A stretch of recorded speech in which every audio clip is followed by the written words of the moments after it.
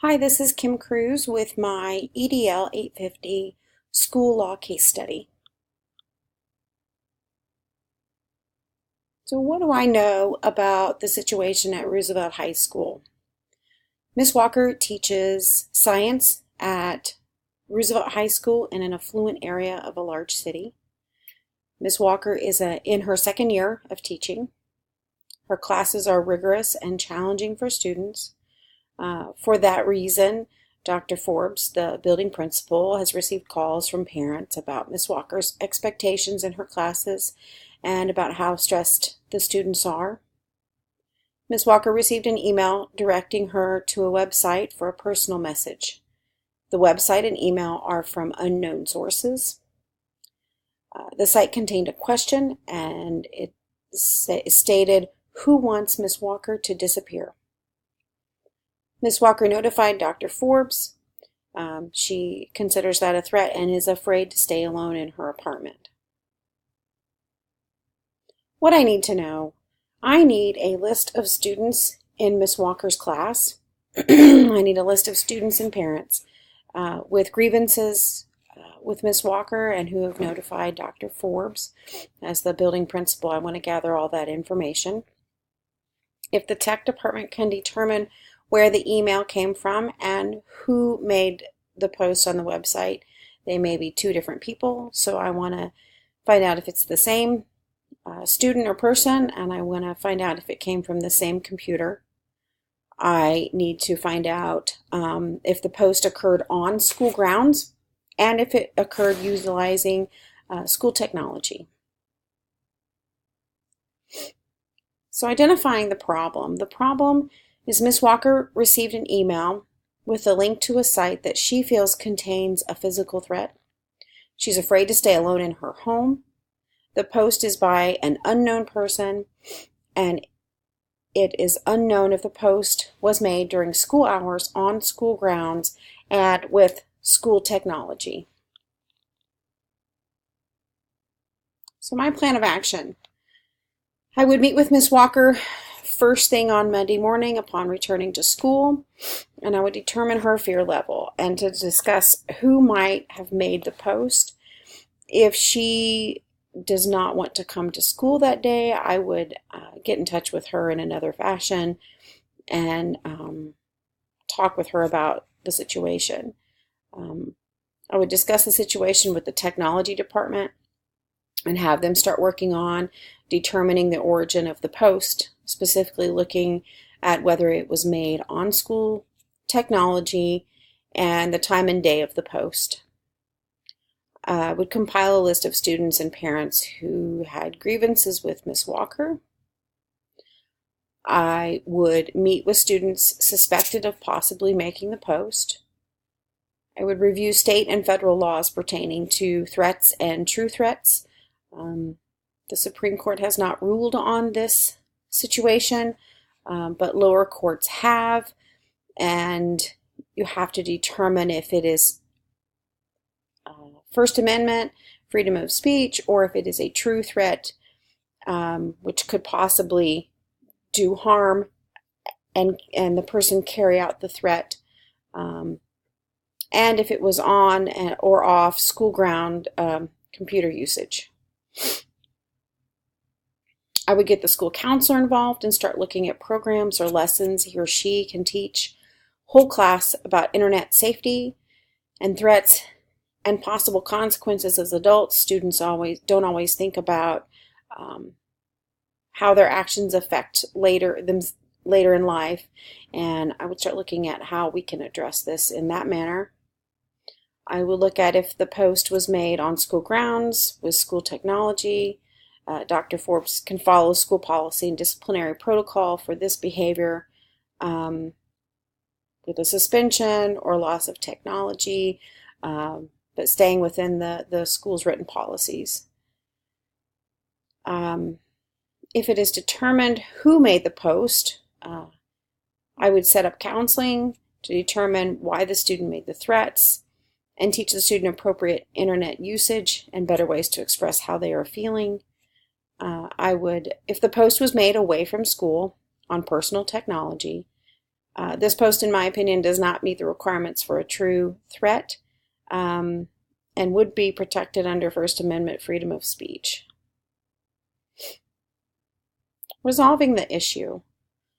Dr. Forbes needs to look at the situation as a teachable moment.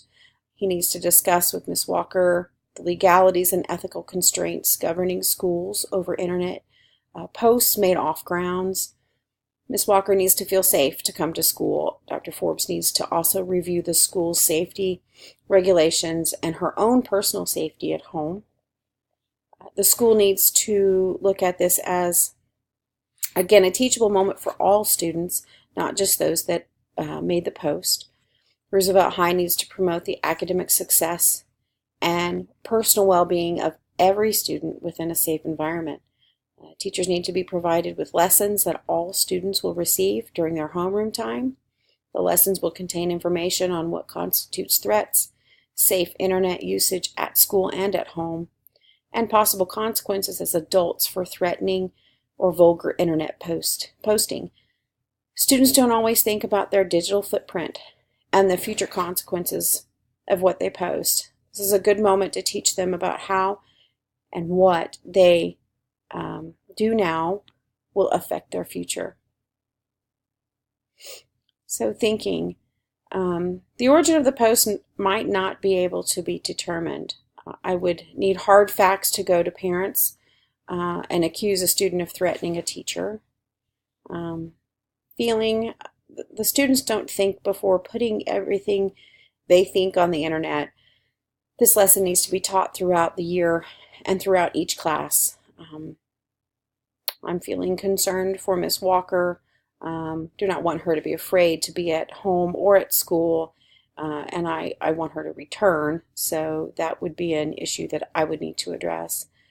Valuing students' rights, freedom of speech. I value this right, but want to educate them of consequences in the future for posts made today. And I value Ms. Walker's rigorous courses. I want her to continue to have high expectations while lessening stress for students. Unresolved issues. Ms. Walker's well-being and feelings of security are hard to address. If nothing can be done in a disciplinary fashion, she might want to leave the school due to not feeling safe. Students don't always have the forethought to consider future consequences of their actions. Posts today can cause them to lose scholarships, not get accepted by some universities, and to not get jobs. Confronting parents without hard facts could be an issue.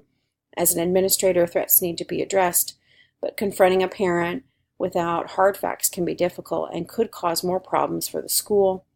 Providing parents with internet safety information and giving them tools to help them monitor what their children are doing can help. So Roosevelt High School needs to become a model for internet usage safety. There are some possible dangers for students and future consequences from misuse of the internet. Teachers will promote the academic success of every student by providing direct instruction on legal, ethical internet usage. Through education, both by classroom teachers and the school counselor, the individual student and all students will learn better internet usage practices. Roosevelt High students and staff will be safe and communicate appropriately on the internet. Dr. Forbes will work with Ms. Walker to help her feel safe. Threats need to be taken seriously. Dr. Forbes needs to help Ms. Walker through this situation. He needs to mentor her on how to be confident in her safety so that she can continue to provide high expectations for all her students. The student's First Amendment right to freedom of speech needs to be respected while holding students to high standards. In handling student rights, administration needs to adhere to ethical principles and professional norms. By respecting the student's rights, teaching appropriate internet usage, and maintaining student and staff safety, Dr. Forbes is adhering to those ethical principles. Dr. Forbes might not be able to provide consequences to the student that made the post. He must adhere to professional norms and follow regulations. The school can become a model for how to teach students about appropriate internet usage. Personal safety needs to be a priority for every building administrator. By taking this threat seriously and following guidelines from school policy, Dr. Forbes will be demonstrating a personal and professional code of ethics. The situation at Roosevelt High is a difficult one for an administrator. Dr. Forbes needs to keep safety and security important while respecting student rights. Following the guidance of state and federal law will help Dr. Forbes handle the situation in a legal manner. The administrator's role is to ensure that all students and staff are safe. It is their ethical duty to provide a safe school so learning can occur. If students do not feel safe, they do not learn. Addressing the situation directly and providing education for all students will help to restore that feeling of security at Roosevelt High. Thank you for your time.